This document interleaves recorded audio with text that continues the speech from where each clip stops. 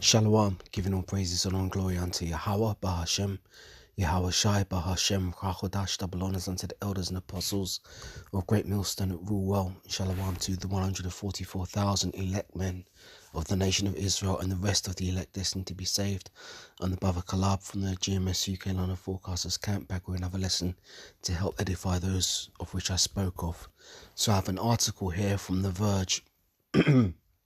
It says, the UK government is launching a digital ID mobile app.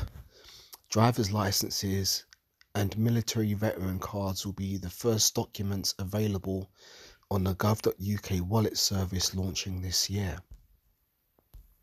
So I've been paying attention to this digital ID thing as it's moved through the news. It's been pushed. It has been pushed a lot by the former UK Prime Minister Tony Blair. Up until just the end of last year, 2024, he was saying things along the lines of he still thinks that the UK people need a little bit of persuading in order to accept the digital ID, because most people, they weren't really receptive to the idea. But it seems like the government is going to be pushing forward with it regardless. Now, we knew this time would come because this is another step on the pathway to the MOTB. All roads lead to the MOTB because Esau really wants to get the world microchipped. So this is another stepping stone on the way to that, and it looks like the UK is going to push forward with it regardless, and they've packaged it in this manner. So let's read this article. Excuse me. The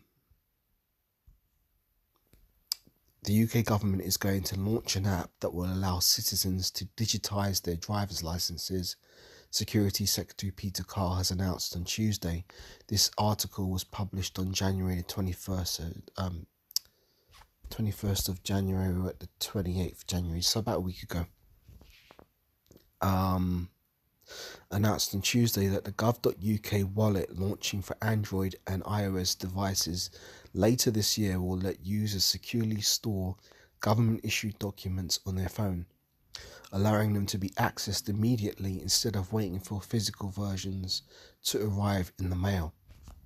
Now, this is how they usually introduce things like this. They'll say things along the lines of, okay, we're going to do this new digital system way of identifying or using your IDs, but the old manner will still be accepted. For example, they'll still accept, your paper driver's license or your paper passport. They'll accept the old forms, but what they'll do is they'll gradually phase them out. Usually what happens is they charge you more for getting a physical copy. So then most people will be like, oh, well, I'll just get the digital copy anyway. I've always got my phone with me and it's more convenient. Well, that's one more step in them getting all of your information into one place that you're used to carrying with you. Then what they'll do is turn around and say, okay, well, rather than you carrying it on your device, we can actually put it in you. It's all steps on the pathway of gradualism towards socially engineering people to be receptive to and accept the MOTB. So let's continue reading. The government is going to launch an app that will allow citizens to digitise their driver's licences. Science Secretary Peter Carr announced on Tuesday that the gov.uk wallet launching for Android and iOS devices later this year will let users securely store government-issued documents on their phone, allowing them to be accessed immediately instead of waiting for physical versions to arrive in the mail. The wallet will utilise smartphone security features like facial recognition to help protect users' personal data. Veteran cards for formerly military personnel will be the first document supported, followed by a pilot for mobile driver's licenses later in 2025. All UK government services that provide a paper or card credentials will be expected to offer a digital alternative by 2027. So that's what, 2 years away. So they're really starting to move with this thing now. And that's all UK government services. So it's, across the board. Traditional physical documents will still be available, but for how long? Along with CDs and the Walkman and flip phones, the overflowing drawer rammed with letters from the government and hours spent on hold to get a basic appointment will soon be consigned to history. See, they always package it and, market it as a convenient thing. That usually persuades women because they're all about convenience, but we'll go further. Gov.uk wallet will mean that every letter or identity document you receive from the government could be issued to you virtually. According to Kyle, the new digital wallet app is intended to give UK citizens more control over their own data. Again, trying to market it as if it's for your benefit. Making it easier to prove eligibility for welfare benefits and purchase age-restricted products in stores. People in the UK are currently required to present physical identity documents if assumed to be underage when clubbing or purchasing alcohol, running the risk of them having them lost or stolen. The UK is also launching a new Gov.uk app in summer of 2025 that will allow users to access government information and eventually complete tasks like cancelling stolen passports, applying for welfare benefits from their phones. So they're going to tie this in with what over here in the UK is known as the universal credit system, where they scrapped a lot of benefits that people were able to get, such as employment and support allowance, housing benefit, and many others, and they turned them all into one system, which is called universal credit, and they phased out all the other systems to where those old recipients of those old benefits had to migrate over to the universal credit system or lose their benefits. So now they're going to tie this into it too. So again, all roads lead to the MOTB. It says there's also plans to add an artificial intelligence powered chatbot, imaginatively called Gov.uk Chat, to the app, which TechCrunch reports was co-developed by OpenAI, and to add ways to make payments and receive timely notifications from government services. So again, you're going to be able to make payments with this system.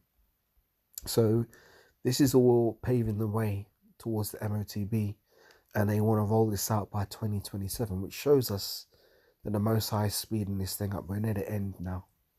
We're near the end of this thing, and the Most High is putting the spirit on Esau to push his agenda. So as often we bring out Revelation 13.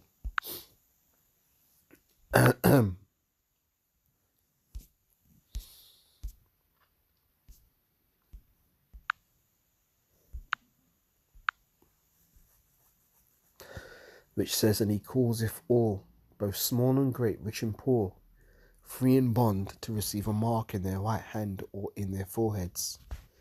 So this is where this is all leading to. It's going to lead to the implantable RFID microchip, which will have all your data, your birth certificate, your medical history, your passport data, every type of data about you will be stored in this chip. And if you don't comply to Esau's agenda, you're going to be locked out of the system because you're not going to be able to participate. That's the ultimate end game that Esau's looking for. He wants to get everybody, both rich and poor, small and great, free and bond, everybody onto this system, and that's what's known as the hour of temptation, because the question is, will you be able to resist the temptation of the enemy and his threats and take a stand, for Yahweh B'Shem Yahushai? If you're an Israelite, if you're a heathen, it doesn't really matter what you do because, you know, you're heathens. The salvation isn't open unto you. But for us Israelites, forgive me, got a bit of a cold.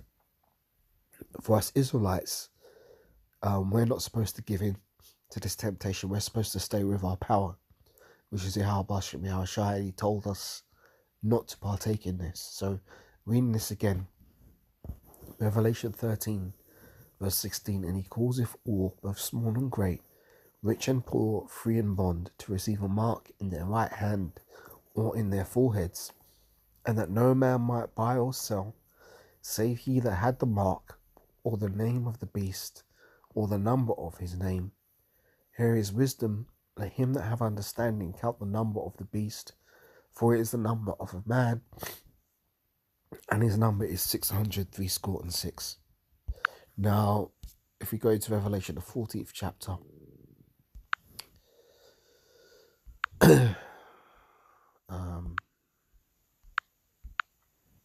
it tells us the judgment of those who do take that mark.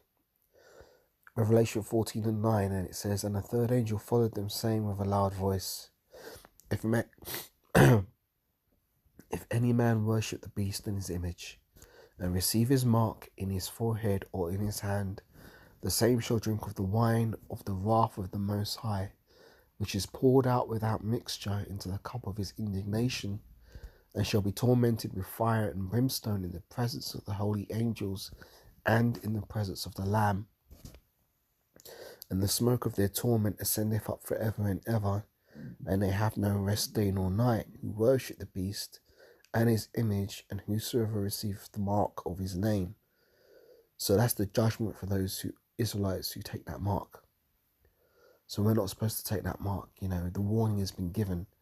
The Most High has had his prophets out here for years, you know, prophesying of these things, warning the people about them. Eventually, the time for warning is going to be at an end, and the time for the hour of temptation will be upon us. And there's no point trying to,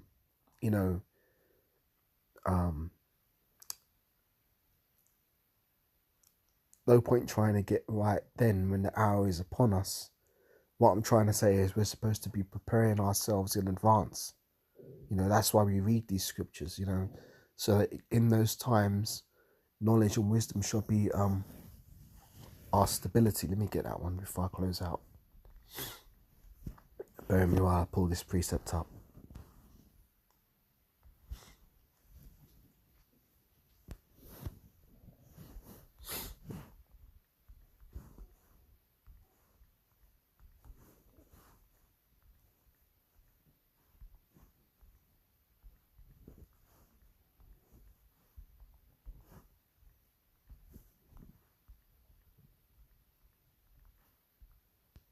Isaiah 33 and verse 6. I'll close out on this one.